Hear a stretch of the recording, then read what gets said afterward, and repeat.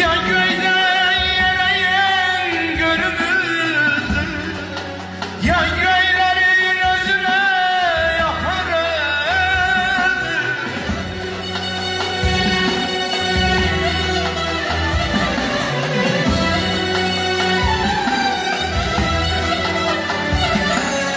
Ya göyden yere görümüzdür, ya apar göylere benim özümü tapabilmedim, özüme tapabilmedim, özüme kalmışam yerine göy arasında, kalmışam yerine göy arasında. Allah Allah.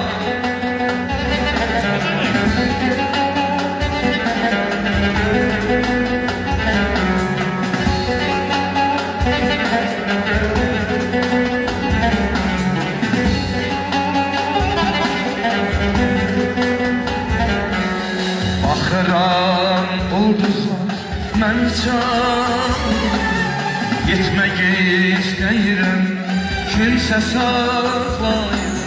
Baxıram ulduzlar məni çağırır, getmək istəyirəm kimsə saxlayır.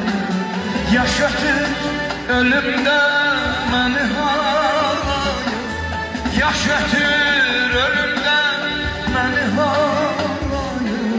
Qalmışam yeri göy arasında, kalmışam yerine göy arasında.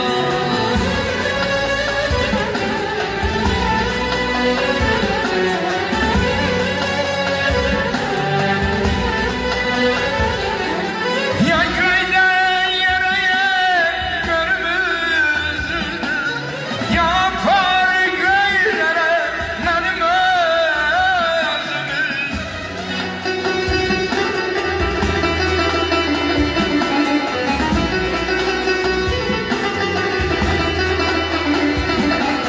Ya göyden yere görümüzdür, ya apar göylere benim özümü. Özüme özümü tapabilmirəm, özüme özümü kalmışam yerin göy arasında, kaldım yerin köy arasında. Ömür ötür fəsil fəsil, yazın ayrı ləzzəti var. Kim istəmir 100 yaşasın, 100'ün ayrı ləzzəti var. Nə gözəldir bu təbiət, dərə uzun, dağ əzəmət, at belində şirin söhbət, etmənin öz ləzzəti var.